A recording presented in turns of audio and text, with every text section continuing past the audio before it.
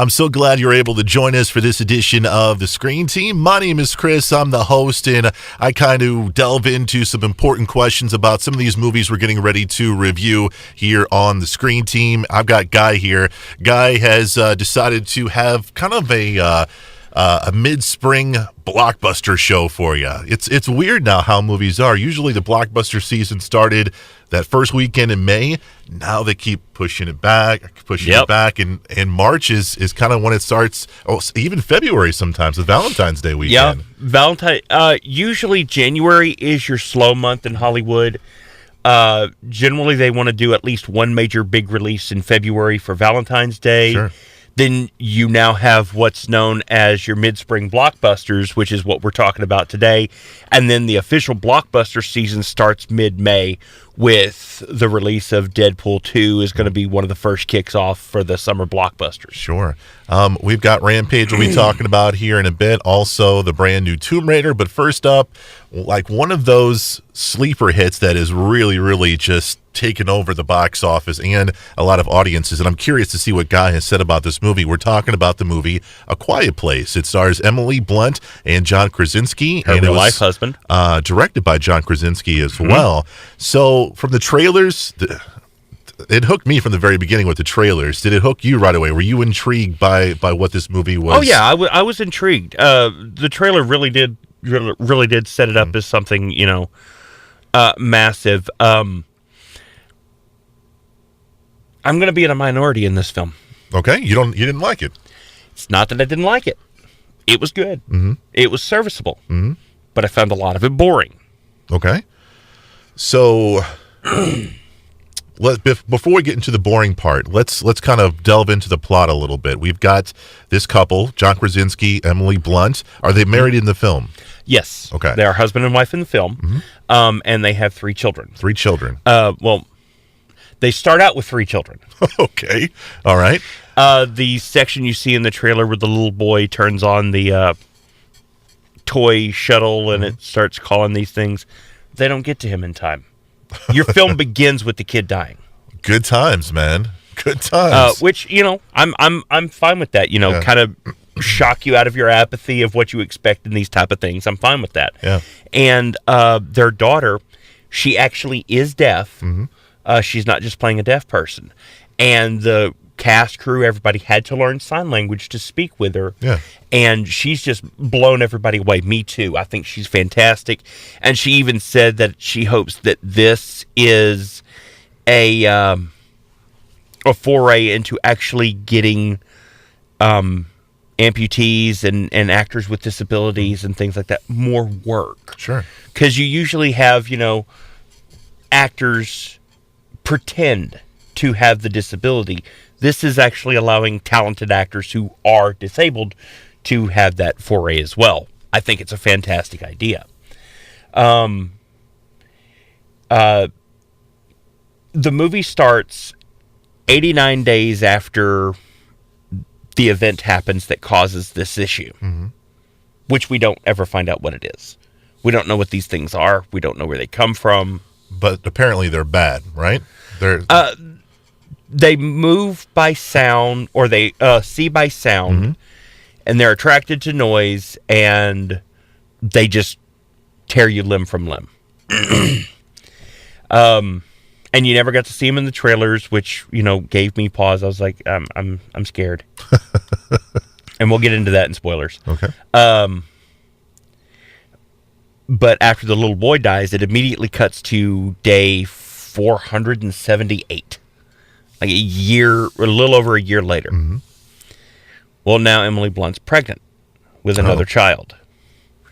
And it's basically their day-to-day lives on how they live, survive, make it, the baby being born, and the process of, what they do to kind of soundproof everything so that it Can you imagine trying to be quiet with a baby in hand, man? They do it. They create basically a wooden ammo crate that's completely stuffed, and they put an oxygen mask on the baby, so when they seal it up, it's completely soundproof. Oh my goodness! Wow, very inventive. Yeah, but why would you want to put a baby in a box? That's a good point. It's anyway.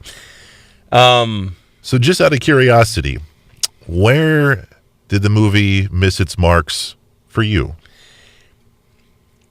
I understood the concept that it had to be quiet so that when you did hear noise, it was jarring.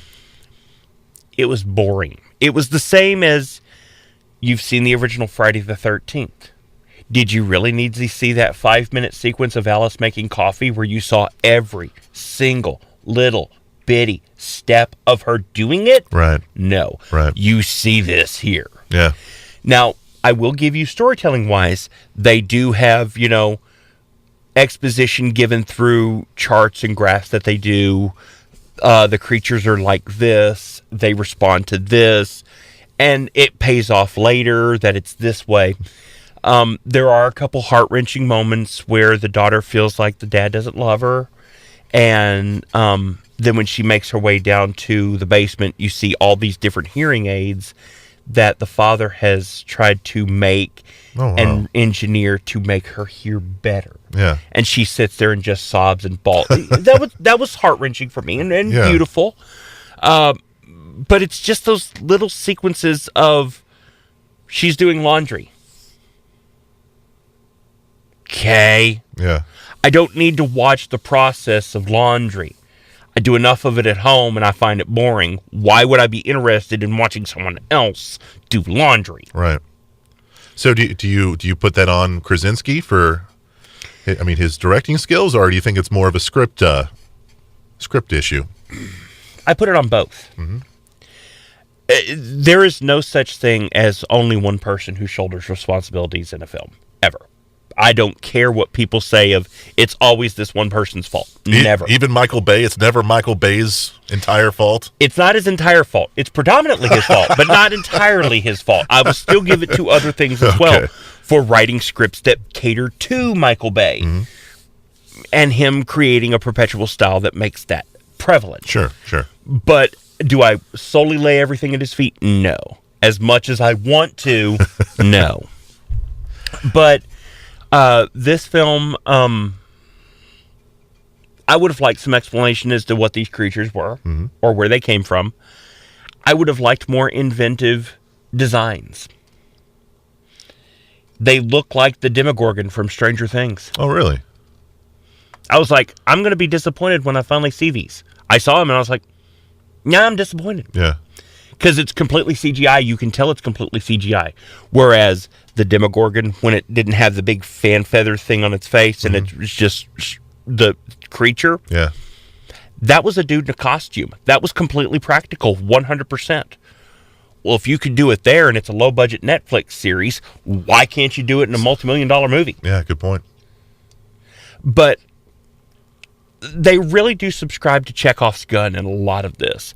They establish the father takes his son out to a waterfall, and he's able to talk because with a louder sound, they can't hear you. Right.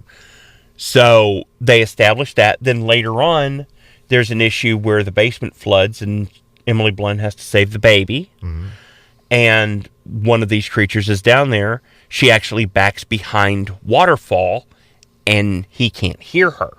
Gotcha. So they actually do establish something that happens here paying it off here, as opposed to, it just happens out of nowhere. If you watch, they do set up how to defeat them.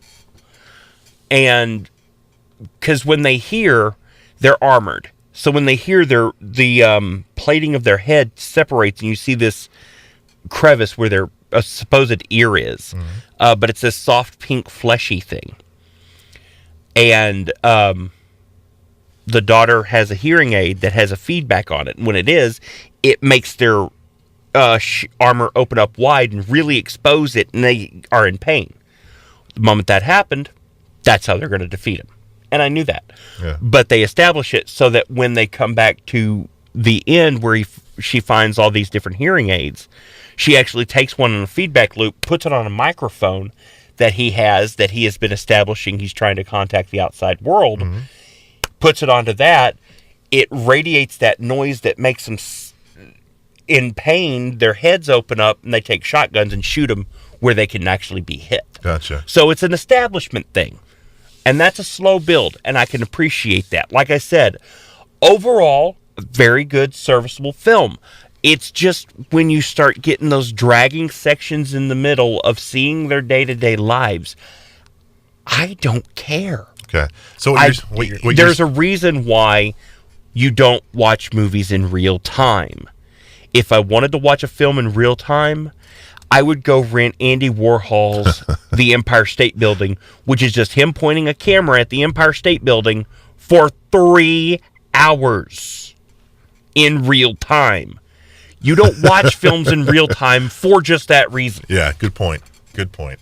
The movie is called A Quiet Place, and make sure you liked it. You just didn't love it. You Right. wanted it to be more. Right. I wanted Gotcha. it to be more. And honestly, for anybody out there, please, if you want to check it out, check it out. There's a reason why it's being a critical darling.